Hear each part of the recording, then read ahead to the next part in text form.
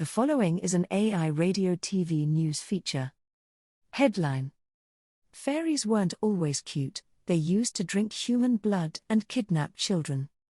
Byline: Sam George. Lead: Forget about Tinker Bell. Story: When most people think about fairies, they perhaps picture the sparkling Tinker Bell from Peter Pan or the other heartwarming and cute fairies and fairy godmothers that populate many Disney movies and children's cartoons. But these creatures have much darker origins, and were once thought to be more like undead blood-sucking vampires. In The Secret Commonwealth of Elves, Fauns and Fairies, 1682, folklorist Robert Kirk argued that fairies are the dead, or of a middle nature betwixt man and angels. This association is particularly prominent in Celtic lore. Writing in 1887, Lady Jane Wilde popularized the Irish belief that fairies are the fallen angels who were cast down by the Lord God out of heaven for their sinful pride, and the devil gives to these knowledge and power and sends them on earth where they work much evil. At first sight, the current innocent idea of fairyland seems as far away from the shadowy realms of the dead, and yet there are many resemblances between them. Despite their wands and glitter, fairies have a dark history and surprisingly gothic credentials. So why did we lose our fear of fairies, and how did they come to be associated with childhood? How fairies lost their bite. When J.M. Barrie's Peter Pan debuted in the early 1900s, it was widely believed in society at that time that fairies were inhabited a shadowy spirit world.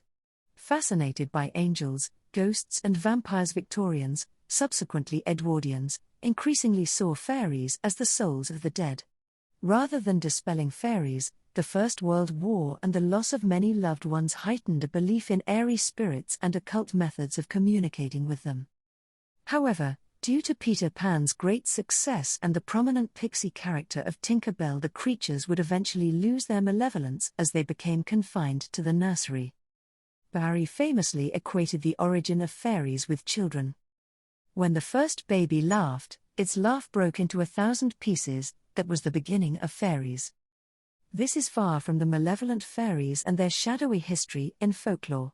In these stories, they steal children, drive people insane, blight cattle and crops, and drink human blood.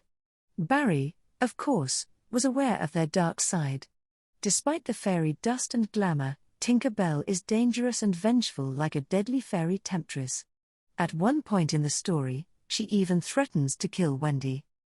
Peter Pan, or the Boy Who Would Not Grow Up, debuted on stage at Christmas in 1904. It was inspired by performing fairies in popular shows such as Seymour Hicks's Bluebell in Fairyland. Peter Pan was canonized by Disney in 1953, and the sentimental celluloid fairy was born. The cutesy and youthful fairies of contemporary children's TV are a result of this Disneyfication. Blood-hungry demons. But in folklore, fairies are often a demonic or undead force, one which humans need to seek protection against. As folklorist Catherine Briggs has noted. In her Dictionary of Fairies, she wrote, "People walking alone by night, especially through fairy-haunted places, have many ways of protecting themselves. The first might be sacred symbols, by making the sign of a cross, or by carrying a cross, particularly one made of iron, by prayers, or the chanting of hymns, by holy water, sprinkled or carried, and by carrying and strewing churchyard mold in their path. Bread and salt were also effective, and both were regarded as sacred symbols, one of life and the other of eternity. What is more, fairyland has a hunger for human blood. This links fairies to the vengeful dead and to vampires. In early accounts, vampires are defined as the bodies of the dead, animated by evil spirits, which come out of their graves in the night, suck the blood of the living and thereby destroy them, as an entry in the Oxford English Dictionary from 1734 noted. Diane Purkis's History of Fairies includes a Scottish Highland legend which warns that you must bring water into the house at night, so the fairies don't quench their thirst with your blood. Very old fairies, like vampires, were said to wrinkle and dry up without fresh blood. The Beavorn Sith are vampiric Scottish fairies. These beautiful green banshees have hooves instead of feet. They dance with and exhaust their male victims, then tear them to pieces. Like many fairies, they can be killed with iron. Derek Dew are Irish vampiric fairies or red bloodsuckers. They were thought to be influential on Sheridan Le Fanu's female vampire tale Carmilla, 1871. Halloween is supposedly a time when the veil between our world and the shadow world is extremely thin. A time when you are more likely to hear stories of encounters between humans and fairies. So if this Halloween you go seeking winged friends, a warning to the curious, they might not be as sweet as you think. Tread carefully and never enter a fairy ring. Circles of mushrooms, they are believed to have been created by fairies dancing in rounds.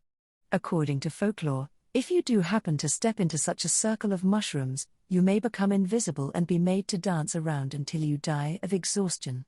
So a healthy fear of fairies is always wise. For more news from AI Radio TV News, visit airadiotvnews.ca.